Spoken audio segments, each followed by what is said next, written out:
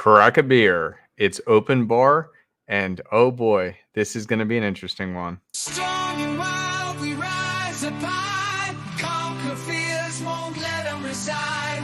Heartbeats pound as we take the dive. Living now feels so alive.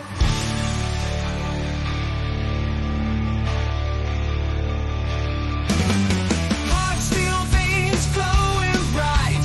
Fitness gone in the dead of night. Fading game, we got the sight.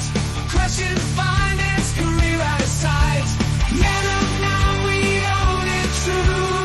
Breaking chains, just me and you. Success stories everywhere. Living life beyond compare.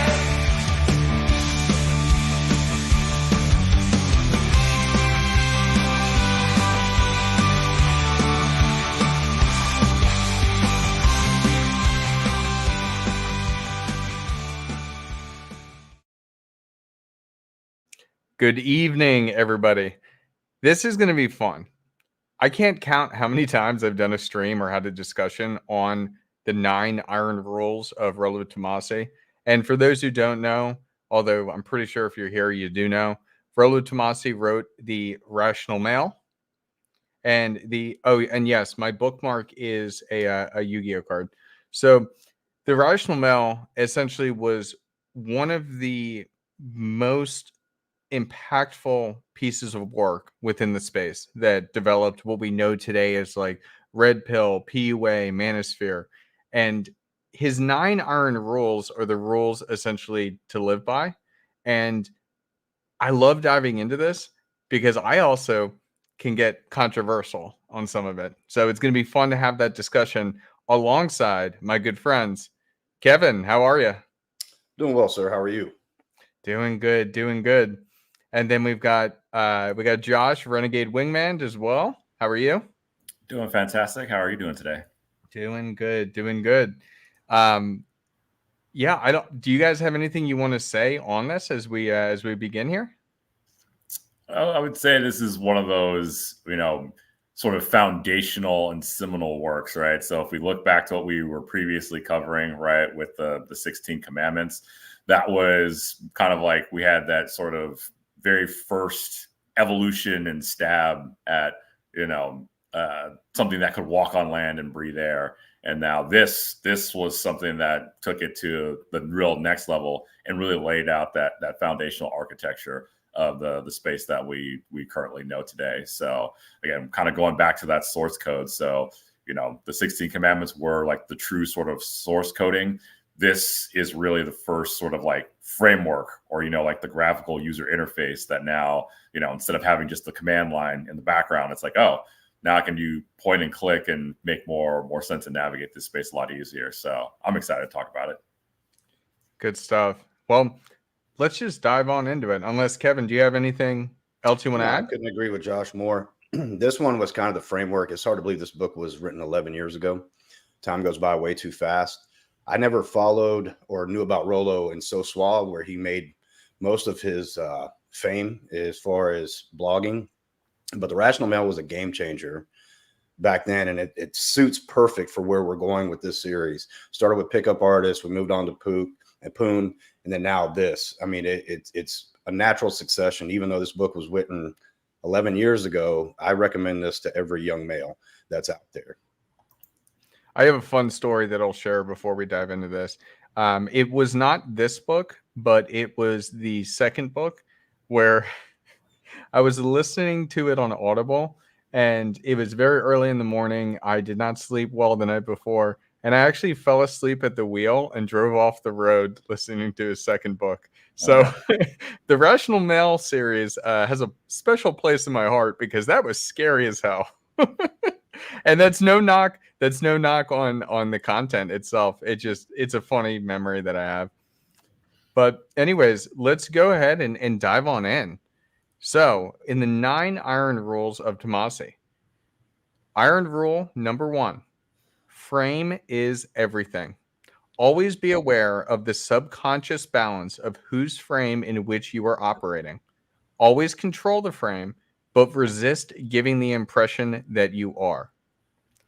Now, I cannot explain how well put this is, because when you think of what frame is, it's essentially being in somebody else's rules, so to say. So the way that they're operating is the way that you will operate within those guidelines. And what I've found, because we say like money, muscles, game, frame when it comes to like dating success, and kudos to John MLD for coining it that way. It absolutely is so true. I've noticed that game trumps all, at least in my book, and that's your mouthpiece. That's being able to uh, get across what you're trying to get across, and get the result that you're trying to get. And frame is okay. Are you going to be unshifting?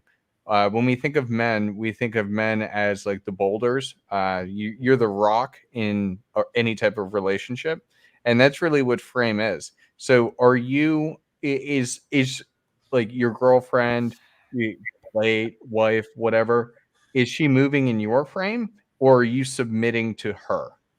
So I want your guys' thoughts on this one. I mean, I'll start off for, and that's definitely go so ahead, that John. this is, a reason why this rule is rule number one. It's the most, I think, foundational, but also the most important to kind of understand and wrap your head around. And, there's always going to be situations, right, where, say you're in the military and your commanding officer walks in, right? You're within their frame, right?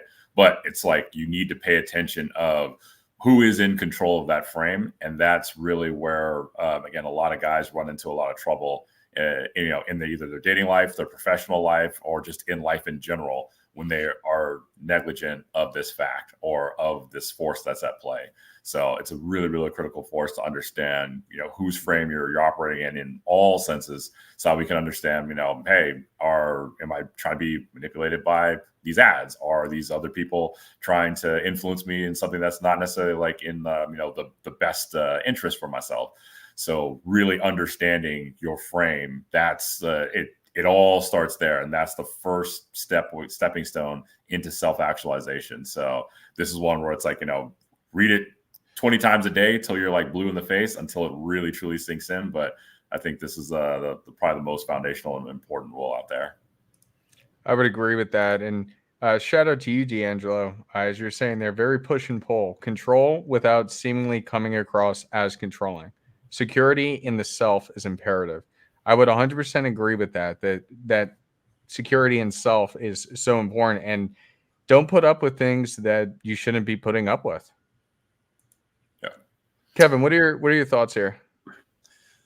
Well, I think frame could mean different things to different men. To me, it's how you not only set boundaries early on, how you maintain those boundaries, and your values, and how you portray your values, how you handle shit tests, because they will come in any relationship, and how you basically stay within your realm of how your values play out in the relationship. I did one of the first shows I did with Men of Now was on frame, when we had a Dave Ramsey expert, where a young man called in, was getting married. He already owned a duplex, rented one half out, lived in the other half, a 2-bedroom duplex, only had to pay $800 a month. But the new wife wanted to move and sell the duplex so they could get a $3,400 a month mortgage on a new house. And you could tell by the way the man was speaking, the young man was speaking, he didn't want to do it. And to me, by going to Dave Ramsey, he wanted to get reassurance that his frame was correct. He got the wrong advice, in my opinion. But holding frame is knowing what's right for the relationship, for you and her, especially for a new couple, a new marriage. Holding that frame to saying, no, we're going to do this, but we can do it for 2 years and move on. And just by starting a marriage out like that, by giving concessions and not setting boundaries and not having a strong frame, can set you up for failure later on. That's a good point. One thing that I've just kind of been thinking about as I continue on in my relationship. There's been times where we're getting in fights over silly stuff, or I think that her actions may be outside of the line of what's acceptable. And in those types of shit test moments, it's like, look, like I'm not going to change on this. This is how I feel, and this is what's going on. You either accept it or leave it. There's a specific way you can do it without making it an ultimatum. But I do still fall victim to that sometimes, of saying like, look, like if you don't want this, then you can leave. Like I will be okay. But I'm just, this is my boundary. So it's a very interesting one, and I think that Josh, what you were saying as well, is like that's the reason why it is rule number 1. It is the most important to have to continue to move forward. So with that being said, let's go on to number 2. So rule number 2: never, under pain of death, honestly or dishonestly reveal the number of women you've slept with, or explain any detail of your sexual experiences with them to a current lover. I want your guys' opinion on this, because while I agree with it, I actually break this rule a lot. You So break the rule when you're asked, or do you just? So I'll share first. So I have mentioned certain past experiences that I've had when maybe I shouldn't have, because all it does is cause jealousy and causes problems. I have never, ever, ever revealed, at least in maybe early on, when I was a bit younger and a bit less experienced, maybe I would have shared. But other than that, I never reveal that because it's not necessary. Like I'll reveal it with the boys and we can talk about it, but it doesn't, there's never a situation where revealing that actually is beneficial to your relationship. Yeah, very sure. Especially the man revealing it to the female, because at the end of the day, she doesn't really want to know. It's a test, and you can have fun with it. You don't have to say that's none of your business. I like the way he puts in the book. You can just make funny jokes. What, tonight? As a matter of fact, you're my first. Or you can say something, almost, if it's true, anyways, a little cocky. I don't know. I'll stop counting after 50. But at the end of the day, she doesn't really want to know that answer, because it's going to come up to hurt you as the man in the relationship on down the road, especially if you're revealing past sexual experiences. That's not going to be productive to the future of a relationship for someone else. And as we always say, men pick women based on their past, women pick men based on their future. So why would that even matter? It's a good point. And whenever you share some of those things with her, she's immediately going to start imagining that. And then she's going to be wondering if she can even live up to that. And that causes a lot of problems. Josh, what are your thoughts on this? There was a comedian. I think his name is D Williams, and he made a joke where he was saying like, you guys are D Ray Williams. That's who it was, and he was making the joke that stop divulging all of this information and details, because all you're doing is just giving them ammo that they are going to use against you at a later date. So, I definitely do agree with this rule in principle. It's definitely there's a reason why it's outlined in the way that it's outlined. So again, it's more about having that understanding when you're being asked these types of questions. They usually tend to be more of like a test, and it's not really a, hey, here's an honest answer. It's more of like a, hey, are you going to bend and crack when, something comes at you sideways?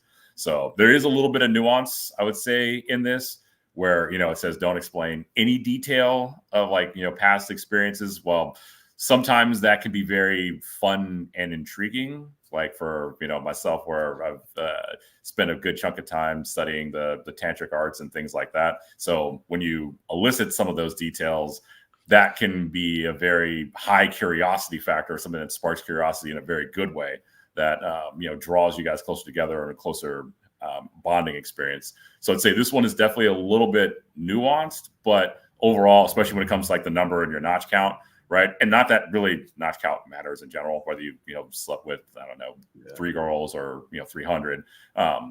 It really varies. It's just for you. So that's just more information for yourself. So it's really it's a good solid rule in there. And as you see the whole 9 rules as a structure together, it makes sense why this rule is in here, because it's a pretty integral part of a good holistic set of frame. Yeah, I think that as time goes on in your relationship, like, yes, maybe, and that's the nuance you're kind of talking about. There may be times where some of these things may pop up, but this rule is especially true in the very beginning of a relationship. You don't want to be having these discussions. You don't want to be saying like, oh yeah, I've slept with 80 girls or whatever else, or I've slept with like 15 people, and then she tells you her body counts at like 40 or 60, and then you're like, oh shit, because that just messes with everybody's psyche. But there is nuance, and maybe that could be an interesting thing to talk about in the future. But I think we've kind of covered it as a whole, and I'm gonna have us go ahead and move on to number 3. Any woman who makes you wait for sex or by her actions implies she is making you wait for sex. The sex is never worth the wait. Now, I'll speak on that first. So I wouldn't say it's not that it's not necessary or it's not worth the wait, because there's been times where like I've tried to sleep with somebody and it did take a while, and it still was amazing. Some of them, especially when you've been chasing something for so long. But really, I think what is being said here is that if they're making you wait, there's not that genuine burning desire. That genuine burning desire is something that Rollo mentions a lot. And that's when a woman will move heaven and earth for you, just to be with you and just to make it work. If you don't have that genuine burning desire, then most of the time, no, all of the time, I would say it is not worth it. And you know what? Before we move on, we have a Viking detailer that just hopped in, and I think he's getting set up here. AJ, how you doing? What is going on, man? What is going on? Not much. We're just going through the Iron Rules here. Thank you for joining us. Oh, thank you for the invite, dude. Yeah, absolutely. We're only at 3, so we've got plenty of time to go. All right. So for you, Iron Rule number 3: any woman who makes you wait for sex or by her actions implies she is making you wait for sex. The sex is never worth the wait. What are your thoughts on that? 9 times out of 10, I go by the 3-date rule. She doesn't put out by the 3rd date. It's usually she's wasting my time and looking for like free food or something like that. It's just the way I view it. There are some exceptions to that. Like one girl that I just recently started dating, she actually just got through recovering from a hysterectomy, so had to wait. Yeah, that probably would mean a little idea, bit of a gap. Yeah, I think to build on that, I think this rule is kind of like it's a good standard sort of base rule to get guys to understand, like, 1, right, it all kind of goes back to frame, but then 2, not get guys caught in that like sort of chase cycle, because a lot of times guys are chasing and pursuing these girls and they're making it very subtly clear that they are clearly the plan B. They may not even be like plan B, they may be plan C or plan D. So that's never a position you want to be in. Now, there's always a couple of cultural things you have to take into account, where especially if you're dealing with girls that are from a more conservative or religious background, right? Maybe sometimes we'll take the third or fourth date, maybe a little bit later in the 5th, but it's really up to you to suss it out, where it's, hey, is this person kind of actively making me wait for a like good legitimate reason, or is it just I'm not anywhere near eliciting the type of desire that I think I'm eliciting from this person? So now I'm just kind of in this perpetual holding pattern until, hey, maybe one day like I'll get lucky. So I think that's really what the rule is pointing to, whether it's the 1st or the 5th date. It's being conscious of what you were talking about, Huds, is that actual desire there, or is it just more of like he's all right, I guess, or oh no, I really like this guy, but because I really like this guy, like I just want to put my best foot forward and go a little bit slow, because if I'm going to go all in, I'm going to be all in. Like that. So, Kevin, I want to come to you on this one, because I know you have a 14 date rule before you have sex with a girl. If I like her, yeah, and if she goes to church with me, no. But here's the thing. A lot of times they'll withhold sex, just to kind of test you. see your willingness to invest more time and resources. But I don't know how many times I've been with a girl, like in first, second date, I wait till for 2 weeks. And then the next night we're waking up naked next to each other. How many times that's happened? A lot of times it's a test, but here's the one that you're seeing a lot is these girls that went their 304 phase, have a body count higher than most porn stars, but now they're a born again virgin and they're going to make the next person wait till marriage. Or they're the single mom that wants to make that guy, the new guy, wait till marriage, something like that. That's when I definitely would say it's not going to be worth the wait. But if there's an escalation of intimacy, like say on the third date, you're getting to third base and there's something comes up, I wouldn't count that out as long as there's an escalation. However, one of the main things men need in a healthy relationship is sexual fulfillment. So if she wants to hold that out for 6 months when she's not a virgin, she's already got kids, she's a divorcee, and she wants to make you wait 6 months, that sex is not going to be worth it. Like that. Yeah, no, that's 100% true. 100% true. Before we move on to the next rule, I just realized, AJ, because I was in flow state, that I haven't even introduced you. I mean, you're a fellow Drakkar on the Dragon Ship with me. Do you want to introduce yourself to the audience? Sorry, my microphone was down on top of being muted. Yeah, sure, no problem. I'm AJ. Go by the Viking Detailer on the Dragon Ship with Thor every Saturday. I came into the space due to being zeroed out by a pretty much minor sociopath, major narcissist chick that I was with for 3 years. Started hanging out with Glenn Lawrence. Actually talked with him in person. He's like, you know what, dude? You should make a YouTube channel. So I took a little bit of Ryan Stone, copied him with how he did the cooking videos. I did a whole series on how to properly apply a graphene coating on your car. So that was my little spin onto the some self-help on top of the men's typical self-help. Because a lot of guys don't wash their cars, and cars like a extension of your body. Preach. Yeah. That's all I can say. I'm so guilty of that. I don't know. I'm going to be honest. So my current car, like I barely drive anymore, but like I used to drive every single day. But even so, I bought this car off my parents as used because that's a whole story. Like my mom had bought it and then got a new job and then got a company car. So it wasn't necessary anymore. So I bought it from them. I actually don't think I've ever taken it through a car wash. Oh, you're actually probably a wiser move, because the car washes, if they're not a touchless car wash, they actually do more damage to your paint than actually just sitting there and let it just collect dirt. Yeah, the only thing is that we get snow, and so with snow, you've got all the salt. So I probably have done so much damage. That's what's happened. That's actually what happened to my last car. Boris, God bless her soul. It was my 2002 black Nissan Pathfinder, and I loved that car to death. But we took it for inspection, and the guy said, I can pass this, but it's completely corroded underneath. And if you keep driving, there's a chance that you hit a wrong pothole and the driver's side is going to fall through. So we scrapped that car. Yeah, that's a problem up there with the Rust Belt. There is a quick short video on there because of Paul Bauer asking about how to deal with a vehicle after like a snowstorm, like how to properly get the rust off here, or not the rust, but the salt off the bottom of your car. So there's like a quick little 1 minute tip on that. Oh, good stuff. Yeah, I definitely should do that, but I just know myself and I'm not going to be responsible.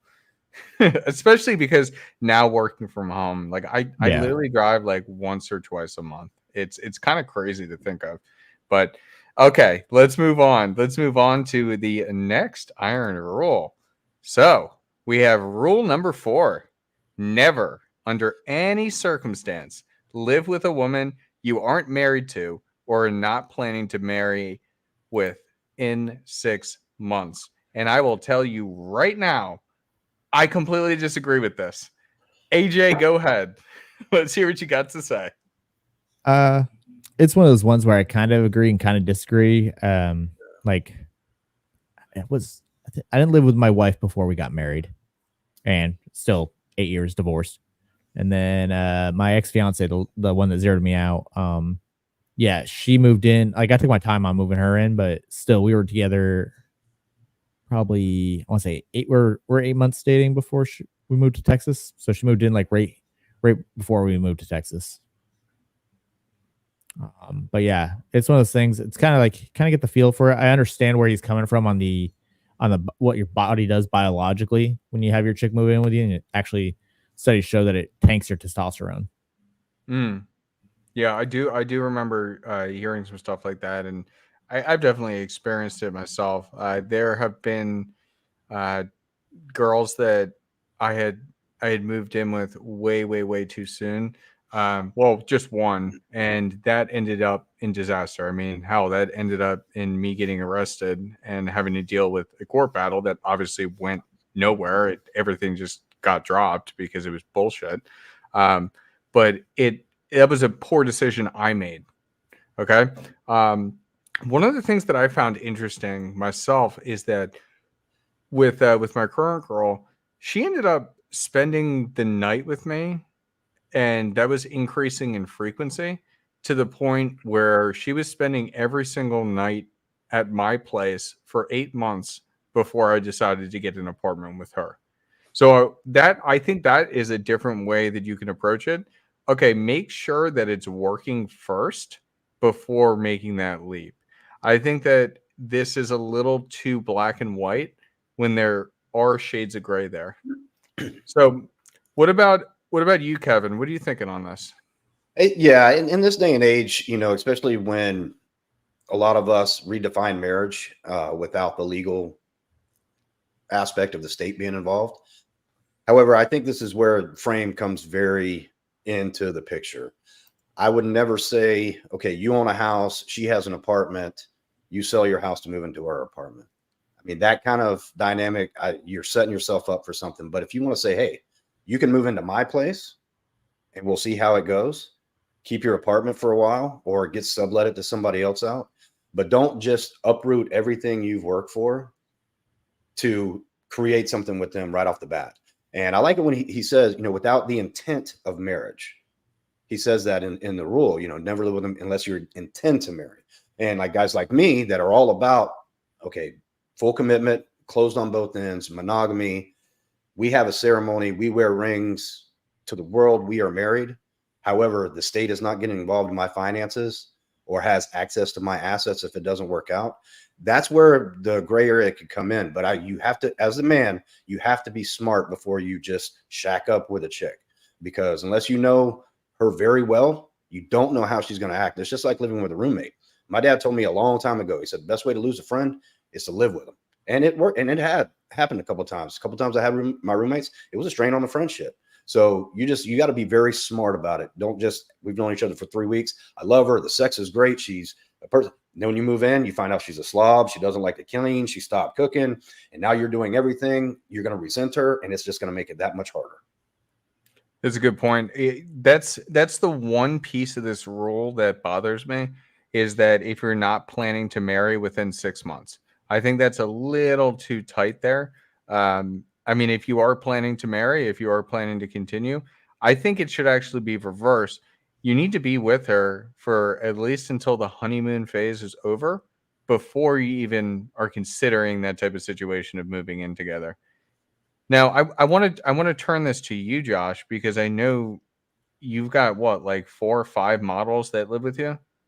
Just it's hard to tell. I only know at the first of the month when I'm collecting rent. So then I can tell, oh, okay, this is how many rent checks I have due. So I actually do agree with this rule pretty thoroughly. And I do think even though that 6-month window does seem like a little bit compressed, I think it works well as far as hey, if I'm not planning or intending to make this person a major part of my life within the next 6 months, then it's definitely not I'd say like a advised idea in most cases to move in with someone, because that's always the final step is, if you're planning to build a future with someone, you're planning to do something very long term, you definitely want to do a situation where you move in together or live together for at least like a month or two. You can even do that on a short-term trial, right? Or it's like, hey, because I've had that before with a ex-girlfriend of mine, where it's, hey, we think we're going to build a good, solid future here.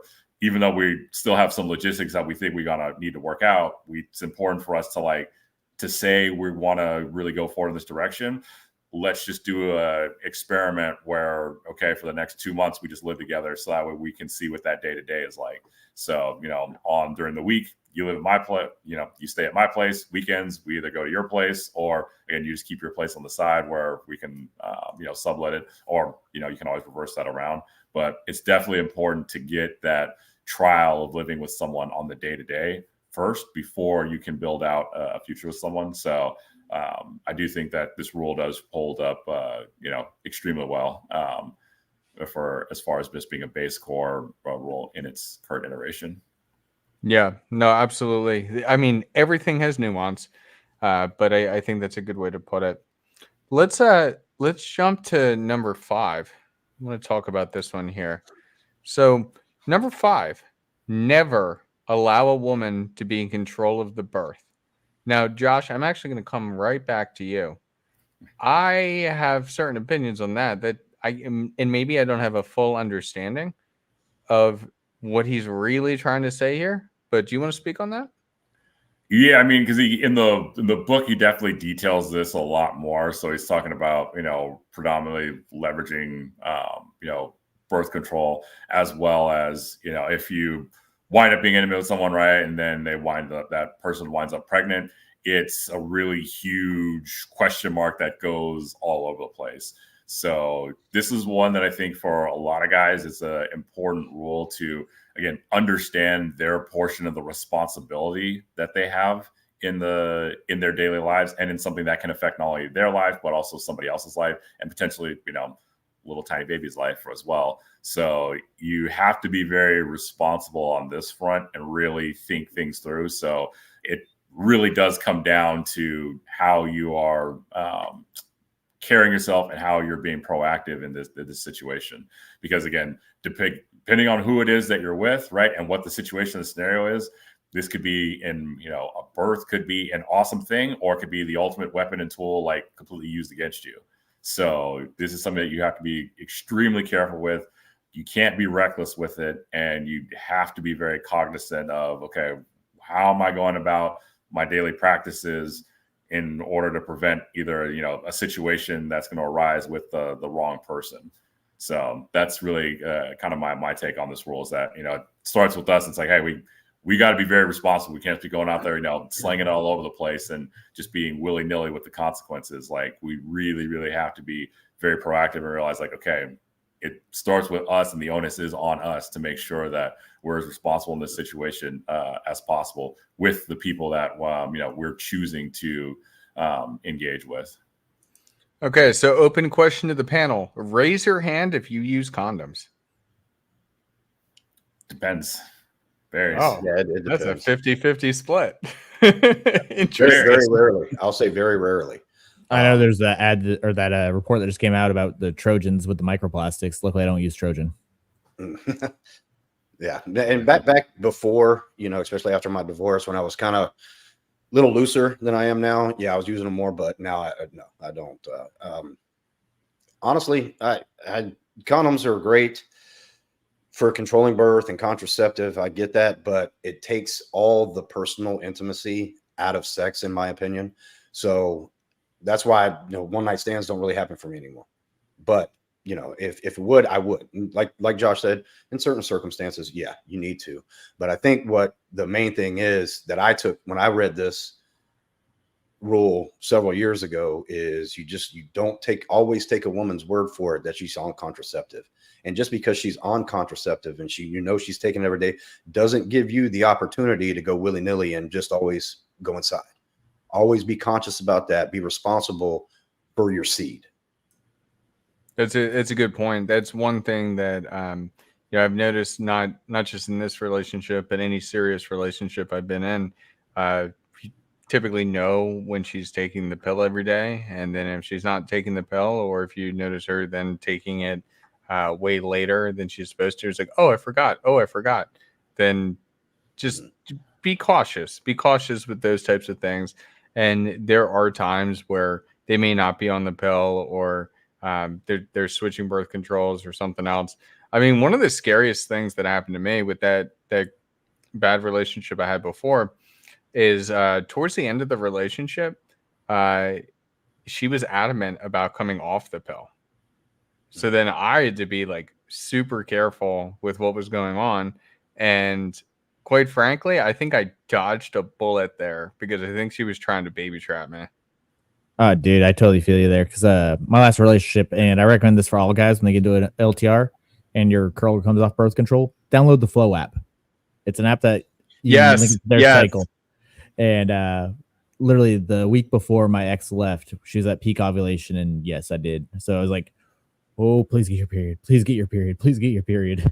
Yeah, I don't, you know, never want to go for that. I don't want to tell the story, but my first sexual experience tried to be responsible and it broke. So imagine that 15 years old, that 3 weeks of thinking your life's over. Because we didn't have teen mom back then, bros.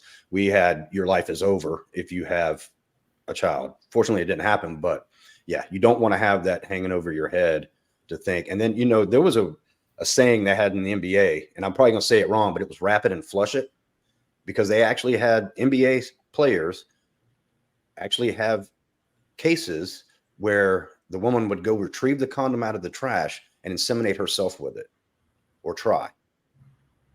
So that's why you never let them be in total control. And they came up with that, wrap it and flush it. So that way there's no way. And I've heard of horror stories not being told, but guys have had sex, pulled out, went to the bathroom to wash their hands or whatever, come back and see the girl trying to push it inside of her. Guys, that's, you know, I would not put nothing past a woman, because especially the benefits that can come along with it. So that's why, you know, you never allow them to be in total control of the birth. Right. Yeah. It's just about being smart with everything and every way that you're moving. AJ, do you have anything else you want to add to this? Yeah, like one other thing is to make guys think about it. Once your sperm leaves your body, it's no longer yours. So that's just a quick little tip right there. It doesn't survive that long though, but doesn't it survive? What is it? Is it in like 48 hours or something? It can't. Well, it depends. It can't survive for long, like outside of human body temperature conditions. Yeah. So I think it's like up to 72 hours inside a woman. Yeah, something crazy like that. I'm seeing a god amongst men joining the studio. I'm gonna bring him up here. I knew there was a good thing in the force. I felt the force come along. A disturbance. Let me set the record straight. A slightly below average God amongst men. Fair enough, Thor. How are you doing, man? How you guys doing? Doing good. We're just churning through these rules here. We've all discussed them plenty of times, but it really is a fantastic framework on how to be successful as a man, especially in the dating market. Oh, the 99 rules are fantastic. It's one of the seminal events that Rollo had compiled when he had looked at all the materials, because I was out there lurking at the time and nobody had got to that nexus except my friend Rollo. And when he did, poo-poo. But you think about what those are, because, you know, Red Pill really doesn't do the prescriptions. These are far more, I would say, than prescriptions. People want rules to follow. I follow the rules. Therefore, it should work. My ego is protected. I'm intact. I can claim some sort of fellowship with these Red Pill guys. So there's usefulness in these rules. But if you look at these rules, are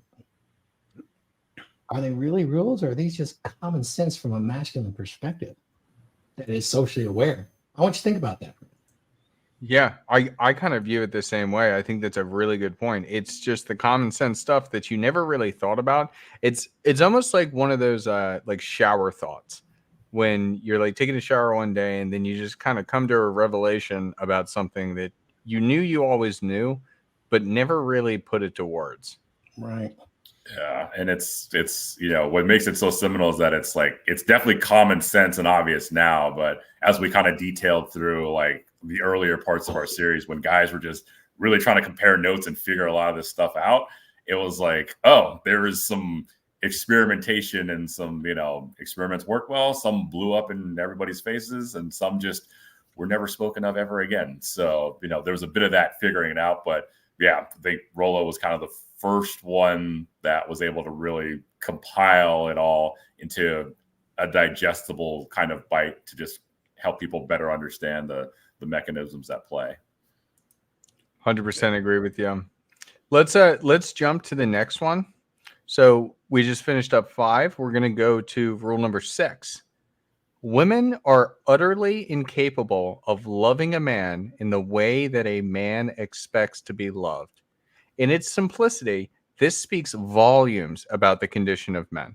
It accurately expresses a pervasive nihilism that men must either confront and accept or be driven insane in denial for the rest of their lives when they fail to come to terms with the disillusionment. Women are incapable of loving men in a way that a man idealizes as possible, in a way he thinks she should be capable of. Now, I actually want to come to you first, Thor, on this one. What your thoughts are on that? This was if there is a foundational event here that goes along with the cardinal rule, it's this one right here, because this one is really, really, this one sits on the edge of impossibility for most men to grasp. She's a human. She does these things. She's nice. She smells good. How could she not love me the way I want to be loved? They say they do. Yeah, there's fundamental differences between men and women biologically and in emotional makeup. When I say emotional makeup, it's the way we arrive at problem solving is starkly different between men and women. And for a woman to survive in this world, there's 2 primary drives we must all adhere to. It's kind of first principles, which is survive and procreate for the benefit of the species. And for a woman to do so in such a harsh, violent world, she has to use others to do so. So she creates this solipsism, which is rather self-centered, but it's a very, very good thing. Not to mention, some men are too, but men will sacrifice themselves for women, and women tend to almost never do that for men. And that's a good indicator right there that they don't love us in exactly the way we want them to love us. They're not the same as us. And that's a very good thing. Once you grasp that concept, it's kind of disappointing because you always thought there was something called unconditional love. Oh, love me forever, for sure. It just doesn't work that way. Right. The female nature is, I love you for what you are useful for now and slightly into the future. I'll wait. But like the story I wrote in the book, if you're that hunter thousands of years in the past, you're out there hunting wild boar. The last one took your eye out. Your aim wasn't quite as good. This one got you in the leg and he ripped all the tendons out of your hamstring. You're able to kill him with a bone knife, but they drag you back to the tribe. Your women are there all mourning for your injury and think you're going to die. But you survived the infection, but you're limp now. You're game. You can't do it. You got a disability card on your lean-to drag. Yeah. And so how long does your young fertile wife wait for you to recover before seeking another provisioner? Does anybody know? Isn't it around 6 to 8 months tops? Yep. 6 months to 18 months. And you can witness this today with men that come down with very serious illnesses or accidents or lose their job. Just watch a man that loses a job that was quite well off and statusing and his provisioning is quite good. And in some ways, these are epigenetic switches that are firing inside of this woman, giving her emotions and actually allowing her to, disconnect, create a reason to survive. And this is not just her at stake. This is the survivor of her children she already has with that hunter. And in some cultures, you can see today, once one of them is injured like that, he'll share that wife. That's essentially now he is the kind of the support giver. You can look for it. You can see it. There's a lot of interesting cultural things that go on in small hunter-gatherer tribes that probably reveal little bits and pieces of how men and women love each other and get along throughout their lifetime based on hundreds, thousands of years of evolutionary nature, being expressed. Survival is more important, and then the children are moving forward into the future. So, a woman definitely going to live opportunistically or love opportunistically. The opportunity's there, and you can see it expressed, Huds. Look at how dating websites work. It's opportunistic, very much so. Think of it how they advertise it to us guys. Take the visual part out. What's the rest? Idealistic. What do the guys really want? They want the ideal. Yeah. Guys do it all the time. I won't date nothing but an 8 or a 9. They have these ideals, where their love is based on this idealism. That's why they get one-itis. Might as well call it, what it is. Guys get fixated on that. And it's a different type of love. Now, I'm not excluding the fact that children do get love and they get it differently. What did the Greeks have? Like 4 or 12 different terms for love that meant different things? Yeah, So- there's definitely different ways to love, and that's something that I don't think is really taught anymore. So when guys grow up, they think of love as one way. They think of it as their unconditional love that they get from their mother. And It it's really not handicaps them when it comes to actually wanting a long-term relationship or having successful plates or friends with benefits. If they don't accept that part of their nature, it starts setting up a hamster wheel in the guy's head. Mm-hmm. So this statement right here destroys so many men emotionally because they fantasize this was different. But it's also saved a lot of men.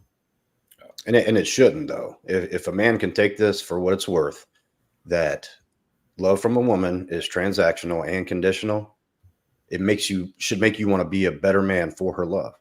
But a lot of men, especially nowadays, a little softer men, look at that as, oh, well, I'm supposed to love her unconditionally. A comedian said it here very recently, that the only people that the wife, the kid, or women, kids, and the dog are the only ones that get unconditional love.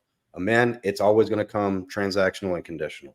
And that's just like you said, Thor, it's just part of nature. You know how many times I like that you said transactional. transactional. I like that you said transactional. Sorry, go ahead. I'm sorry. I hate to use the term. I like using Rule 0, which is what's useful, a useful exchange of value, because there is a value in this beyond just a transaction. But the transaction describes it at its lowest level. My transaction is I exchange this for this. And when you couple that with the fact that all relationships are temporary, then you kind of realize, it's kind of sad, but it's kind of the truth. And then you add fuel to the fire and realize they can't love you the way you want them to love you. But here's the flip side. A man can't love the woman the way she wants the man to love her. You hear me complain about it all the time. So it's kind of part of human nature. I like what you said. It's what's complementary and makes us better, and again, to build on the excellent points that you've made, Thor, as well as you, Kevin, right, is that, it's different, and you have to understand that the playing field is very different. But once you understand that, now you know how best to move, but also understand that the reason why, right, women love the way that they love is, in fact, an awesome thing, because it makes and forces us to be better in order to be worthy of that. And again, it all comes back to, prime directives, right? And survival, because I was watching a podcast and they were explaining like a large reason why the evolutionary psychology has led us where we are is that, back in hunter-gatherer tribes, right? If you only have 100 men and 100 women, and if you send your 100 women out to go hunt and fight the saber-toothed tigers and they all get killed, guess what? The entire end of your tribe and the end of your civilization, right? You send 100 men out against the saber-toothed tigers and 90 of them get killed, only 10 of them come back, you're still fine. You can still repopulate, you can still maintain. So that's a large reason of why, the evolutionary psychology has led to where we are today. And so, it goes to the point of like, hey, you've got to be useful, but that's a very good, fun challenge when you embrace it, because now you get the best out of women and get the best out of yourself. So it actually works out really well in your favor. But this is a really, really difficult rule for a lot of guys to like kind of get past, because it does kind of shatter a little bit of that illusion, as well as wakes them up to the real core idea of, oh, I'm responsible for what happens going forward. That's great. You coach a lot of men too, so this is gonna chuckle you because I do as well. What's so funny about this particular rule is it is so striking when a man learns this. He wants to tell everybody about it, including the women. You don't love me like I want to be. And it never ceases to amaze me. They're going to do this. They're going to do this far, and they're going to do it wide. They're going to embarrass themselves. They're going to have arguments. It's not going to be fun. It is what it is, but I do find that when you're coaching these things, this one in particular generates so much conversation, and the guys just want to throw it out there and let those gals know that they're not loving the way I want to be loved. Absolutely. It's funny as hell. It's shattering because I don't know what it is, but most guys kind of grew up this way thinking that that's what it's supposed to be. But I want to segue real quick because I have a good friend from Tokyo who just joined us. Mr. Laurent, how are you? Oh, brother. Gentlemen. Yep, we got you. He's fine. How are you doing? It'll be fine. Good morning. It's the evening. What are you talking about? Bonjour. It's 8 o'clock in Tokyo. It's 6 p.m. over there, right? Oh, he's in the future. Tell us what's happening. Crossing the time-space continuum, Dr. Wong. Oh yes, I like that. Laurent, what are your thoughts on this? Because I know for me, it's been kind of interesting to go through this. I feel like this is a tough pill that all men need to swallow, and it always happens at different stages of their life. But you're good. We can jump to you, AJ. While he's talking, AJ, you Yes, sir. you had some type of bad breakup, right? Oh yeah. Let's hear this story and let me hear how this rule resonates with you. Oh man, this rule actually is probably what during my unplugging was the one that caused the red pill rage and made me actually reach out to MLD of all people. So if you guys don't know, I do talk about it on my channel, and I've talked about it on Dragon Ship. For 3 years, I was in a relationship, got engaged. And in March of 21, my parents' house burned down. They're up in Vermont. I live in Texas. So I flew back up there to go help take care of things, get them on a cell plan because I actually didn't have a cell phone and a whole bunch of other stuff. While I was up there, she invited a coworker over and did the dirty in the house that I pay for. I get back and we have like a little minor fight. Like things are a little upset. Come home from work Tuesday. I think I got back on Saturday. So 3 days later, get home from work on Tuesday, and she's just on the couch and decides to tell me all about it. I was blue pill at the time. Call one of my buds, cry on his shoulders, whole 9 yards. He gives me the advice, hey, you probably did something wrong. Try to figure it out and try to keep the relationship going. So tried getting the relationship going for 10 months, found the red pill, had a huge fight in July. I almost broke it off then when I should have. Contacted MLD. Started getting coaching with him in September after talking with Fowler and Christensen, which are two hypnotists that can actually like figure out what's wrong with you pretty quickly. Then comes December, everything starts going to hell in a handbasket. I've been paying attention to a lot of Ryan Stone, where I was becoming outcome independent by becoming apathetic to the relationship. At that point, I really didn't care if she stayed or left. We got into one last fight January 4th. By the time I got home from work in the morning, because I was on night shift at the time, she was gone. So, and then I joined. She's been planning it. Yeah, I joined Masculine Empowerment Network with MLD during the Paul Apex Mindsets thing. I opened up the old device of hers because she was on my cell plan. I'm like, well, technically it's my phone then. See all the messages between her and the affair partner after she had left, and I'm like, oh, went scorched earth, went full on villain phase. Dude, that has to hurt bad. Oh, dude, it does. Like I remember I was looking at my counter. I see my bottle of whiskey and I see a bottle of champagne. I'm like, champagne. Good. And then, Celebration to be done. oh, with, dude, with something I like drank that. that whole bottle fast. It's a wild story, man. I mean, this one was tough for me as well because you assume, like as a man, that the woman is going to love the same way that you're attempting to love, and I think that's why clear and honest communication is so important to understand, like kind of where you stand. But again, actions speak louder than words, Yep. and you just have to pay attention to those actions. And when certain patterns start to change, it typically is a warning sign. Yeah, and this rule helps with digesting a lot of this stuff so you understand like what's happening rather than, you know, have a misunderstanding and get truly like crushed and destroyed by it, which, you know, it happens to us at some point in ways, you know, it's going to happen when you are in a serious relationship, really love somebody. It's going to, you know, as they say, zero you out in a lot of senses.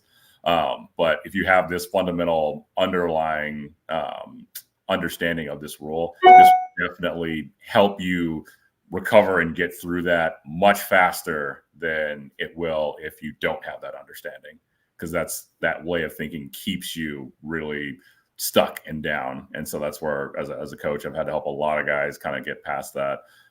So I'm pretty adamant supporter of this rule. Good stuff. All right, I'm gonna move to the next one actually.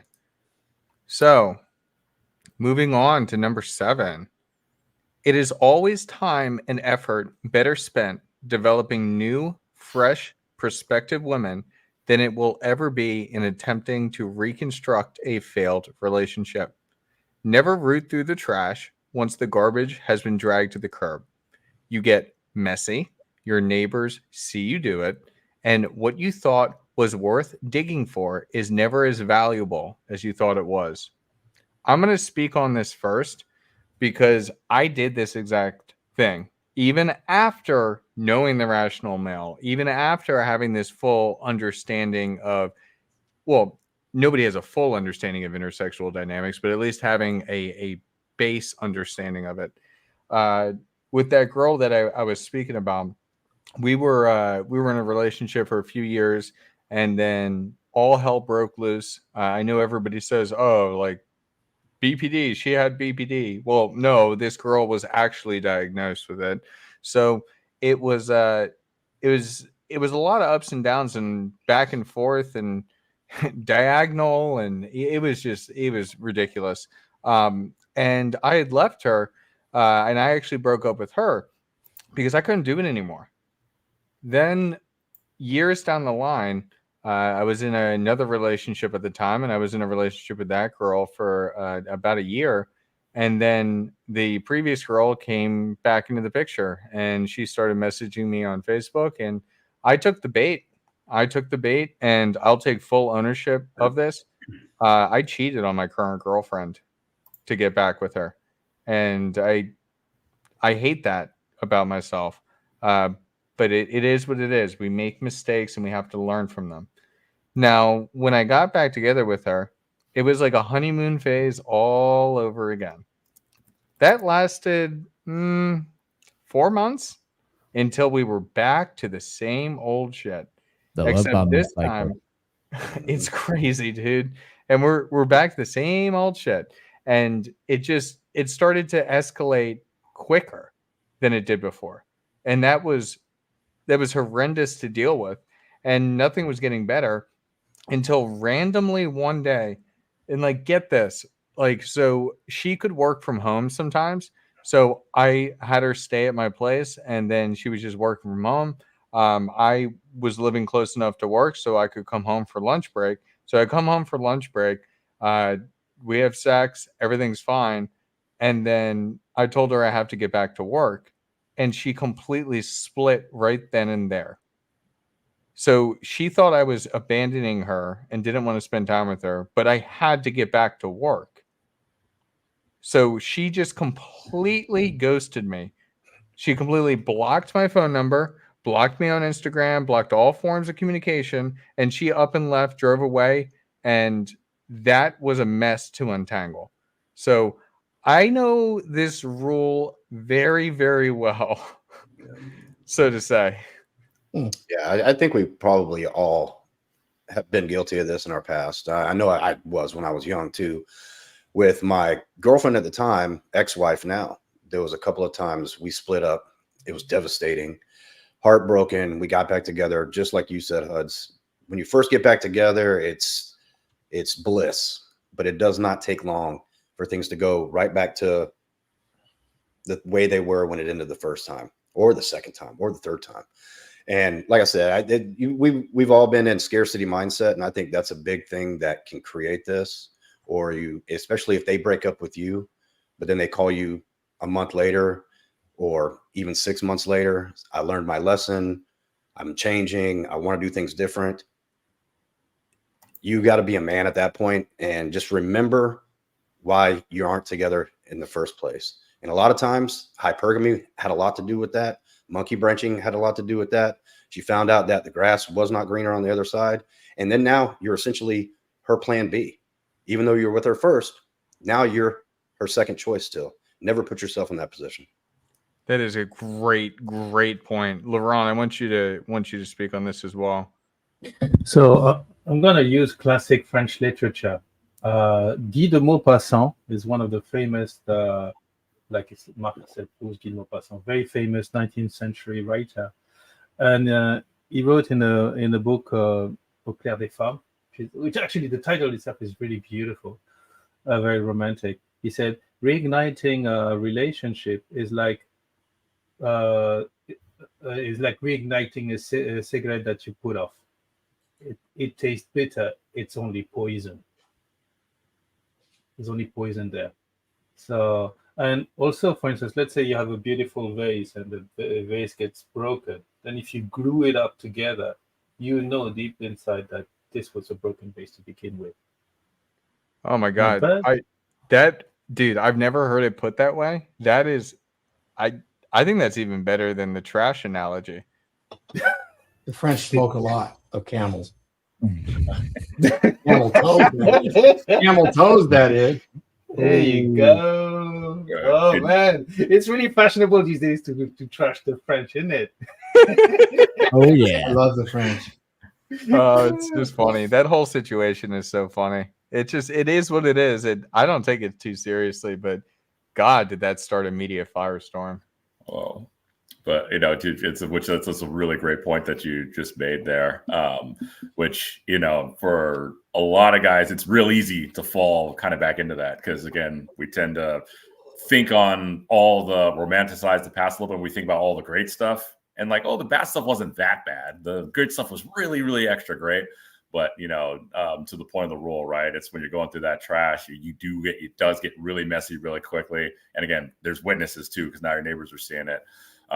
And so it's real easy to fall back into that trap. But that's why these other rules are so important because they kind of build into this rule, which is, if you don't have that ability to, again, understand the inherent ways in which they're going to love us and not love us, as well as you don't have that frame and that rock solid frame to know, all right, this is not the best thing for me and there's a reason why this ended, then it's real easy to get stuck. And this is where a lot of guys waste a lot of time, a lot of years, money, headache, and just opportunity costs by being stuck and stagnant in this sort of situation that winds up being an even bigger cliff that they wind up falling off of. Because then the second time it happens, it really, really takes its toll. So, even though we're kind of being lighthearted about it, like there is a very significant gravity to this particular rule. Yeah, I can agree with that. On the second time is worse. So with me, like I'm very open and transparent with things that I enjoy, and I do enjoy drinking. I enjoy social activities. I enjoy a lot of different unique hobbies and whatnot. When this second one hit and she completely ghosted me, it was almost like her revenge ploy, where because I broke up with her, she wanted to break my heart, and I had to take like a full month just completely sober, doing a lot of meditation and working on myself and like getting my head straight, because she screwed me up so much worse the second time around. even if it didn't have as bad consequences as the first time, I had to do a lot of self-work before I could really, really kind of digest what happened and move forward. So AJ, or no, go ahead, Laurent. Sorry. Ben Affleck and J-Lo. I mean, right around the time of Daredevil, the first installment, they got together. It was a beautiful romance, and then they got back together again 20 years down the road. And I mean, everybody's seen the meme of Ben Affleck. The guy is like walking misery. Yeah, that meme of him just like outside with the cigarette, just like exhausted at life. yeah. And when he opens the door for J-Lo, she walks in, he slams it, and then you look at the paparazzi, and you can see like the exhaustion on the dude's face, like, come on, please, just what I don't need today. Absolutely. That's the truth. And that's the Too baggage bad, that you carry with you. Yeah. They moved in that direction. I mean, the premise was good, but in theory, it was great. As the great American philosopher Yogi Berra used to say, in theory and practice are the same. In practice, they're not. Yeah. Yeah. There you go. Thor, do you have any thoughts on this one? yeah, this one's a really interesting common sense maxim that Tomassi put out there that most people completely overlook. Let's just analyze a breakup for a minute. Usually, if there's a breakup going on, most of the time, it's going to be the woman that's doing the breaking up. The man is completely surprised by this. The woman has gone out there and recruited allies in the breakup. You understand that's generally done publicly with family and friends.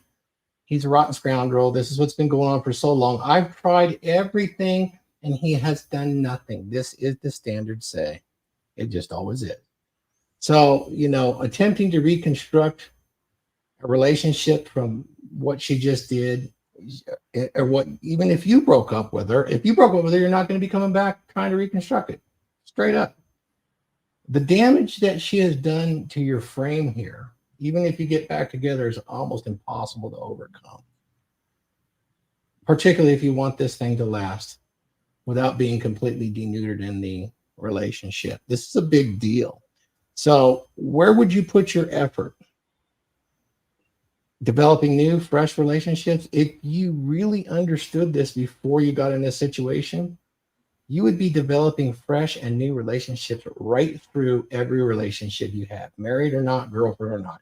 You will always have orbiters and burners out there and plates that are very interested in acquiring you as a mate, as a man. This is the smartest thing you could ever do, because that right there solves nearly all of this problem here.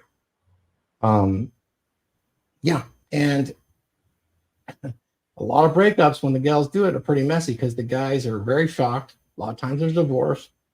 And when he's talking about everybody gets to see the garbage, you know what the garbage is? It's you dropping your knees, begging, folding your hands in prayer, saying, please take me back. Because every guy that's been through that, they cry. They cry to the woman like a little sissy. We had such a thing. I'll do anything. I'll do whatever it takes. I'll go to counseling, whatever you need, dear. I'll do whatever you want. Just let's work this out. Why do I know these words? Counseled hundreds of men, and they all say them when they break up, especially when the woman breaks up. That's Absolutely. the garbage. Is that your frame? Is that the frame you would set to repair a relationship?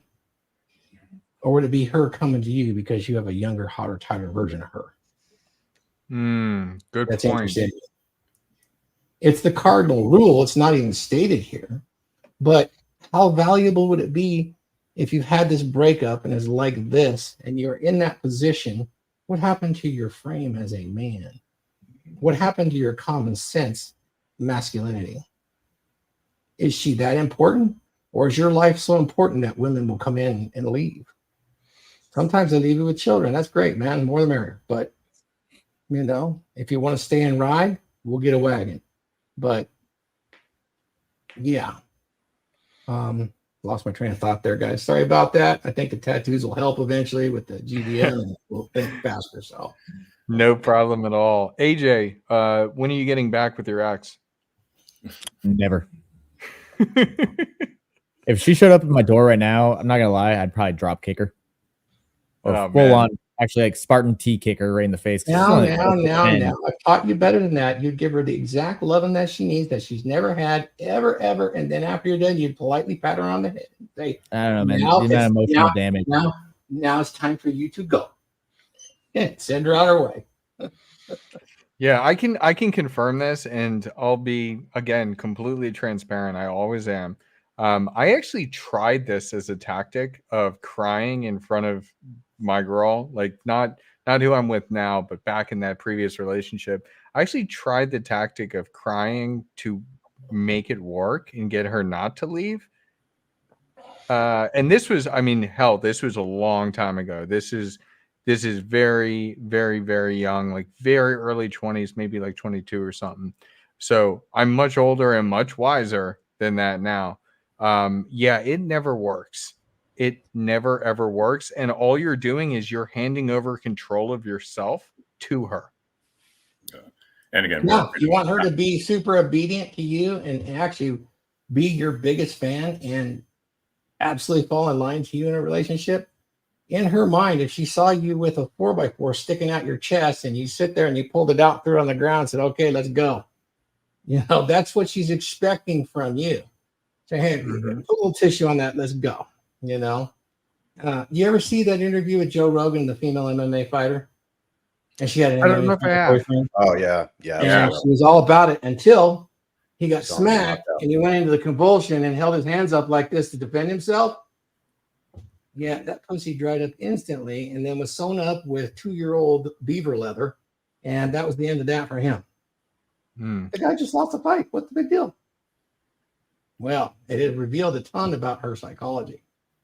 So if you're the guy, that crying and stuff, that is not what she expects. Even if she wants to tell you she wants you to be vulnerable.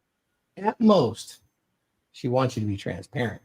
And when she sees the transparency, that there's a hard steel skeleton underneath, even if it's a little emotionally distant, is going to endear her to you far greater than you trying to repair that relationship. Like you could do without the relationship. Like, oh, you want to go do that shit? Go. You know? That right there. Yeah. Exactly. Go ahead. Well, that's why one of the most iconic scenes in cinema, if you ask men or women, right, is in that Star Wars Empire Strikes Back, where, you know, Leia says, you know, I love you. And then Han Solo, even as he's about to go to basically like his near certain doom, just kind of just goes, I know. And again, he doesn't break down. He doesn't whatever. He's like a badass through to the end. And that's what makes it so endearing.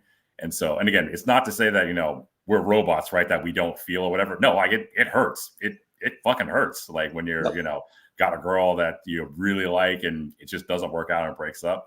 But at the same time, you got to make sure that, you know, you keep your frame and your composure, because to Thor's point there, you know, that's where guys get messed up. They listen to the gals on this and they think it needs to be genuine. It can be genuine and it can be performative at the same time, you see. And it's to her benefit and it's to your benefit. Guys, you understand what I just said about that? Guys get really hung up and say, well, if I don't feel it through and through, it's not part of me and I want to cry. That's what I should do. Think again. Be a little more strategic with your actions and your behaviors. Did you understand what I was saying about that? Yeah. You know, and the performative part shouldn't be crying. It should be you putting on that Terminator face, right? Absolutely. Absolutely. And we're not saying to not have emotions, guys, and not hide everything. But that stoicism is what's so important about this role. But I want to go to the next one. And then, Kevin, I'm going to come to you first. So with this next rule, always let a woman figure out why she won't fuck you. Never do it for her.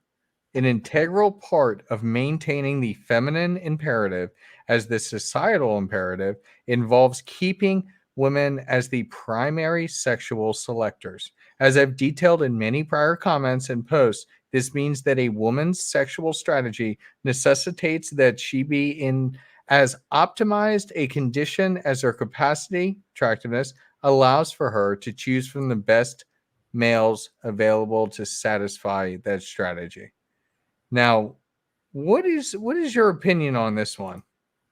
Well, it's this one's a hard one to decipher. That's why it's good to have discussions like this, because you can think about it in several different ways. But the way I look at it, you never provide the woman with reasons or excuses to not engage in sexual intimacy with you. You know, let her basically come up with that conclusion and take the initiative, because women do control the access to sex. Yeah, no, good point. I have, because there are guys out there that will go ahead and they try and get like the pity fuck. I mean, again, it's kind of like the friend zone type of thing where they'll stick in the friend zone trying to get something afterwards. That's kind of how I interpret it. So you don't want to tell her all your flaws or different things going on in your life. You don't want to be this sad sack. You want her to figure out why it's not a match instead of why. Yeah, I mean, I don't really know much else to say about it. It seems pretty straightforward to me. Yeah, and it is. You know, you don't, like you said, don't try to play something that you're not just to try to get a pity fuck. Don't change your frame or become over invested, because that'll turn a woman off. You know, like you said, this one's pretty cut and dry. You just don't give her reasons not to be intimate with you. You got to let her come up with the conclusions on why she doesn't want to, and then she will take the initiative from there. I'll take a stab at this, and it's a little bit of a sidetrack because I had this conversation with Glenn the other day. We were really talking about this because we were having a little bit of a disagreement with the Christians, how they feel about it. You know, the example was, you're a big flirt naturally. Is that a sin? Is that a Christian sin? You're flirting, you're using sexual innuendo. You know, Jesus says, if you think about it, you've already done it, right? And so that was a big point of discussion. But in my opinion, being a big flirt, always being engaging with women, all of those sort of things, that's no sin at all. That's actually enhancing your social value. They want to be engaged with, they want that validation, and they want that innuendo. Sure, you'll make mistakes, but set all of that aside. If you're engaged like that, you would never have to give a woman a reason not to be interested in you. They know you're always interested. They know that if they have an interest, you're available to fulfill their needs, and you'll live a much happier life. I think every man should strive to be a big fat flirt. Confuse the hell out of modern women, and it would make our lives so much easier.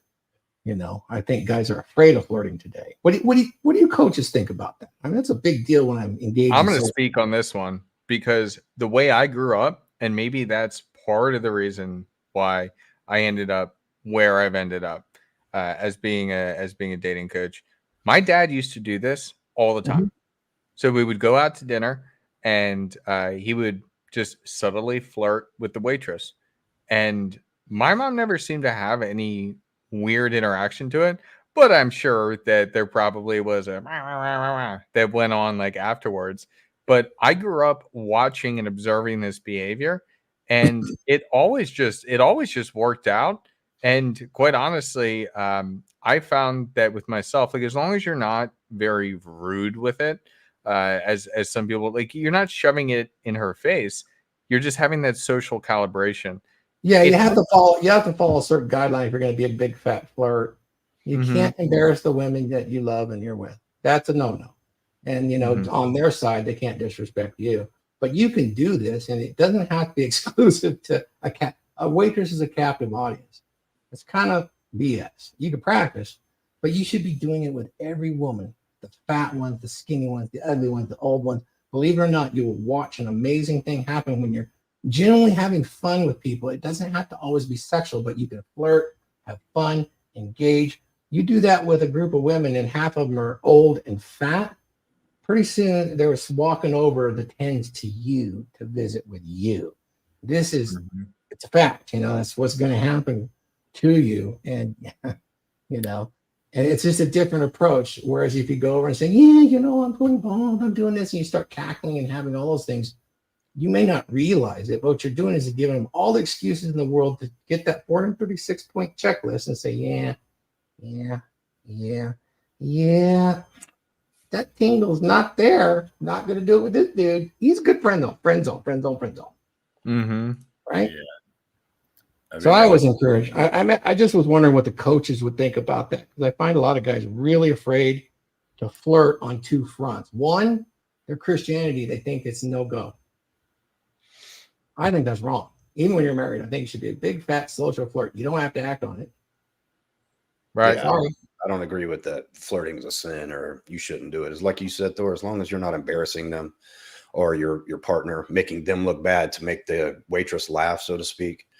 Yeah, but the reasons that you can give a woman to not want to be intimate with you, you put her on a pedestal too fast. Oh, there you go. Overly compliment her too fast. Believe it or not, that takes all of your interesting traits, throws them out the window, and she's not interested anymore. What do you think, Yeah. Josh? Move on. I mean, I agree with you guys 100% on that, where there's nothing wrong with, having a little bit of fun, or again, fostering like some playful energy. Because one, other people in your circle that you're interacting with have a good time. But two, it shows your girl that, hey, I'm still the guy. I'm still like, that charming, sort of bashful guy that can, go make options or make things happen if I need to. And, for her, that's like, yeah, you see this guy out here that can elicit all of this. He's mine. So for her, it's like a very much, you don't want to deprive your girl of that, being able to say like, no, that's my guy. And I'm proud that that's my guy. He's able to do that. So, Yeah. And that's what kind of leads into this rule a lot too, is that, guys, we tend to be more natural problem solvers, right? So guys, when they start getting sexually frustrated, they go into that problem solving mode that throws them all the way down this long rabbit hole that winds up making them not only like frustrated, but completely repulsive now to women. So this is a little bit of that like warning light against that, like, hey, your natural proclivity is to be like, oh, something's up. I need to go into CSI mode and figure out exactly what's going on here, where X, Y, or Z. And that's why a lot of guys who are super frustrated, what's the number one thing? I'm sure you other coaches have experienced this too, right? We're like, yeah, me and my girlfriend were at 10 minutes more. And the first thing they do is they list off this laundry list of different things that they tried to come up with these different solutions for. And you're like going, all right, well, take a little bit of step back, look at this rule and realize that, hey, take a step back and let her come to our understanding around it, not you. Because again, that's not your job. So I think that's kind of a warning against men's natural instinct to act in against our best interest in this case, unintentionally. Do you guys need an example? Do you think the audience needs an example of what this is when a guy will basically, show a woman why she shouldn't have sex with him? I have several examples throughout the social part of my interactions with young men trying to get ahead in this game and find mates. I can use that example if you like. And men don't even know they're doing this. Yeah, let's hear it. Okay, you get a group of guys, they want to go out on their date, and they're generally friends, right? And women will come around. There's a women that the guys are interested in, or several. And the guys will be talking, and things are going okay. And one of the men in the group will start to shit talk the other men in the group, particularly if he thinks he's making headway with the woman he's interested in. I hope this is making sense to you guys. If you pay Oh, attention. dude, I have seen this happen way too often. And not only that, he'll start doing things like, yeah, he's secretly gay, things like that. And then he goes, oh, I'm only joking, right? He starts doing this too much. He's disqualifying himself from her. You'll see it. He actually does. Now, it's not implicit in this, but it's one of those social things that's kind of a little bit more out there than you think. And he thinks he's competing by knocking the other guy down. It just shows his lack of acuity when it comes to interactions. He gets to talk his good friend down and tell her why she shouldn't bang his good friend. I've seen that with friends, guys that are acquaintances actually talk each other, tell the girl why she shouldn't be banging him. It's an amazing thing to behold. It really is. It really is wild. Like I had a friend in high school who used to act this way, and he would also be the one who is sexually frustrated all the Yeah. time because no girls ever wanted to be with him. I do want to give a shout out real quick though to Mr. Wraith the Entor. Super chat so that Huds can comb his beer out. I appreciate you, man. I'm working on it. This is a brand new type of thing. As I keep building it out, it actually was really good in the Dragons membership when they were talking about different tips and tricks people do to kind of smooth out their beards and manage their beards. I'm still learning. This is buy a all blow brand dryer. new to me. We got to get you some rune barrels. Yeah, buy a blow dryer. Rhinestone says it. Like, I was skeptical in the frame when he's talking about how to do the grooming, and Mhm. it's like, all right, for shaving, use a conditioner. I'm like, nah, well, Rhinestone doesn't know shit about being bald. Try it out. I'm like, how the hell does he know? So yeah, conditioner works well on shaving, and then blow dryer for straightening the beard. Okay. All right. Well, Wraith, I will work on it for you. Thank you, good sir. Appreciate you. Yeah, shout out to Ray. Thanks, man. Absolutely. All right. Do you guys have anything else you want to add to this one before we go to number 9? I had one thing was the power of shut the fuck up can be a friend. Oh yeah, that's one thing that when guys are like on their first date too, and they just yap yap yap yap yap yap yap yap.